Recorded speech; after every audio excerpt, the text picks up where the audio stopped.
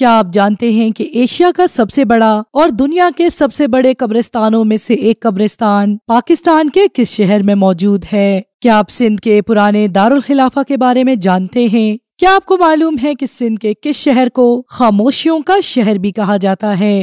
100 گنبدوں والی منفرد مسجد پاکستان کے کس شہر میں واقع ہے؟ آج ہم آپ کو سندھ کے تاریخی شہر ٹھٹھہ کے بارے میں بتائیں گے۔ ناظرین، ٹھٹھہ سندھ کا ایک ایسا ضلع ہے جو کہ اپنی ایک قدیم پہچان رکھتا ہے اور یہ کسی دور میں سندھ کا مرکز ہوا کرتا تھا۔ یہ شہر کراچی سے 50 کلومیٹر اور حیدرآباد سے 100 کلومیٹر دور ہے۔ یہ شہر ان دو بڑے شہروں کے درمیان موجود ہے اور ایک زمانے میں سندھ کا دارالحکومت رہ چکا ہے۔ ٹھٹھہ کے بعد سندھ کا دارالحکومت حیدرآباد بنا اور اب کراچی سندھ کا دارالحکومت ہے۔ ناظرین، ٹھٹھہ میں مکلی کا تاریخی قبرستان ہے جو کہ دنیا کے سب سے بڑے قبرستانوں میں سے ایک ہے اور یہ قبرستان 10 کلومیٹر کے رقبے پر محیط ہے۔ اس قبرستان میں 5 لاکھ سے 10 لاکھ کے درمیان قبریں موجود ہیں اور یہ بھی کہا جاتا ہے کہ یہاں 1.25 لاکھ اولیاء اکرام کے مقبرے موجود ہیں۔ اس کے علاوہ اس قبرستان کو یونیسکو نے 1981 میں عالمی ورثہ قرار دیا تھا۔ اس میں سما، ترخان، آرگن اور مغل دور کے مقبرے موجود ہیں۔ اس میں ٹھٹھہ کے سابقہ گورنر مرزا عیسیٰ خان ترخان ثانی کا مقبرہ موجود ہے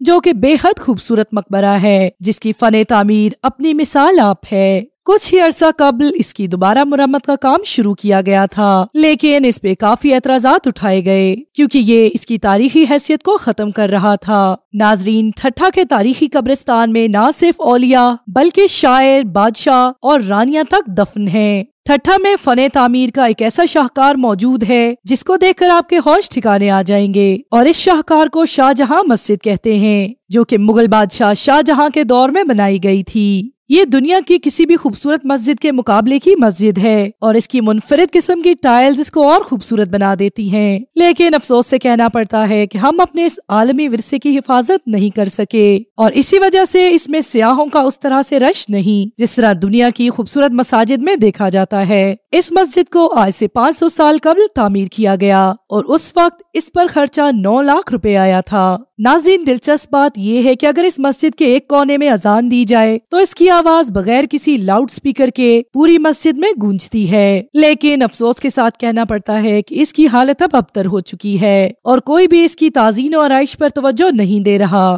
عوام کی حکومت وقت سے اپیل ہے کہ اس تاریخی ورثے کی حفاظت کی جائے۔ اب ہم آپ کو اس شہر سے تعلق رکھنے والے کچھ قابل ذکر اور قابل فخر لوگوں کے بارے میں بتائیں گے۔ قرآن مجید کا سب سے پہلے سندھی میں ترجمہ کرنے والے ہاشم ٹھٹوی، معروف شاعر اور تاریخ دان طاہر محمد ٹھٹوی، اسلامی تاریخ دان اور لکھاری میر علی شیر ٹھٹوی کا تعلق بھی ٹھٹھہ سے ہے۔ ٹھٹھہ کے کھانوں میں تو ویسے ٹھٹھہ کی ربڑی بہت مشہور ہے، لیکن اگر خاص ربڑی کی بات کی جائے تو کہا جاتا ہے کہ حاجی ربڑی والا سب سے زیادہ مشہور ہے۔ To watch more videos, please subscribe to our channel and click the bell icon.